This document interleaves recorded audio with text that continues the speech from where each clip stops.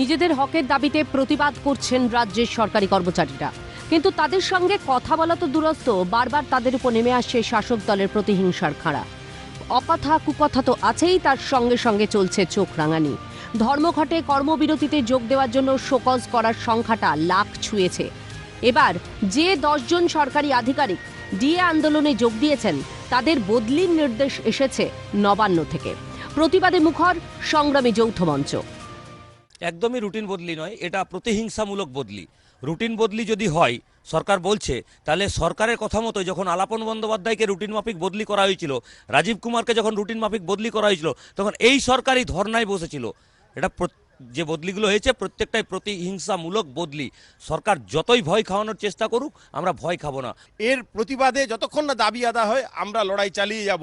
ফলে সরকারের যে হুমকি, transfer, show cause, lakh lakh show cause করছে এবং এতই বিভ্রান্ত, মৃত ব্যক্তির নামে শোকজ, স্কুলের নামে শোকজ, রিটায়ার করে গেছেন তার নামে শোকজ। আমরা সংগ্রামী যৌথ মঞ্চ, শিক্ষক এবং রাজকর্মচারীরা কোনোভাবেই এতে ভীত নই, কারণ আমাদের সিদ্ধারা সোজা, মস্তিষ্ক উন্নত। ফলে সরকার যেটা করতে চাচ্ছে তার শাসন এবং শোষণ দিয়ে আমাদেরকে দমিয়ে দেওয়ার, এটা সরকারের ভুল ধারণা। সরকার যে অনৈতিকভাবে যে ট্রান্সফার করাচ্ছে, আমরা একে ধিক্কার জানাই এবং আমরা এর বিরুদ্ধে সব রকমের ব্যবস্থা যাব, আন্দোলন করব। ন্যায্য অধিকারের দাবিকে মান্যতা না দিয়ে তাকে দমন করার চেষ্টাকে যথেষ্ট গুরুত্ব সহকারে দেখা হবে এবং আইনি পরামর্শ নিয়ে যত দূর যাওয়ার তারা যাবেন বলে হুঁশিয়ারি সংগ্রামী যৌথ মঞ্চের। ন্যায্য দাবিতে যে সমস্ত কর্মচারীরা মাঠে নেমেছে, রাজ্য সরকারের যে হুঁশিয়ার ছিল তাকে উপেক্ষা করে বনধকে স্বতঃস্ফূর্তভাবে এই পশ্চিমবঙ্গের বুকে দেখিয়ে দিয়েছে যে ন্যায্য দাবিতে রাজ্য সরকারের কর্মচারীরা কোনো ভয় ডরকে মান্যতা না দিয়ে তারা স্বতঃস্ফূর্তভাবে বনধকে পালন করেছেন। তারা তাদের প্রতিবাদের ছাপটা রেখেছেন এই বাংলার বুকে। রাজ্য সরকার ভয় পেয়েছে, তার প্রতিহিংসা স্বরূপ এই কাজ করেছে। আমরা সংগ্রামী যৌথ মঞ্চ সরকারের এই পদক্ষেপকে ধিক্কার জানাচ্ছি এবং পরবর্তী পদক্ষেপ কী হবে তা আমরা আইনি পরামর্শ নিচ্ছি। আমরা এই বিষয়টাকে খুব গুরুত্ব সহকারে দেখছি এবং আমরা এটাকে ছাড়বো না। রাজ্যে যখন ডিএ নিয়ে সরকারি কর্মচারীদের অসন্তোষ বাড়ছে, আন্দোলন আরো জোরদার হচ্ছে, ঠিক সেই সময় শুক্রবার ডিএ বৃদ্ধির কথা ঘোষণা করল কেন্দ্র। 4% হারে ডিএ বৃদ্ধির ঘোষণা করা হয়েছে কেন্দ্রের তরফে।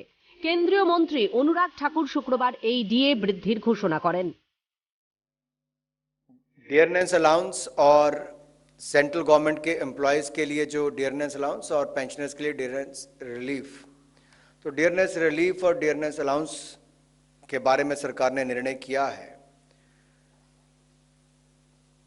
और दरों का निर्धारण तो आपको पता है कि all India consumer price index for industrial workers जो है उसके आधार पर एक स्वीकृत फॉर्मूले के आधार पर किया जाता है और 7 सेंट्रल पे कमीशन की रिकमेंडेशंस को सरकार ने माना है। एग्जिस्टिंग रेट जो 38% है उसको बढ़ाकर 42% कर दिया है, 4% की इसमें वृद्धि की है और 12,815 करोड़ रुपए डियरनेस अलाउंस और डियरनेस रिलीफ इसके ऊपर खर्च आएगा प्रतिवर्ष। ফলস্বরূপ কেন্দ্রীয় সরকারি কর্মচারীদের ডিএ 38% থেকে বেড়ে হলো 42%। কেন্দ্রের এই ডিএ বৃদ্ধির ফলে রাজ্য ও কেন্দ্রীয় সরকারি কর্মচারীদের ডিএর ফারাক আরো বেশ কিছুটা চওড়া হলো।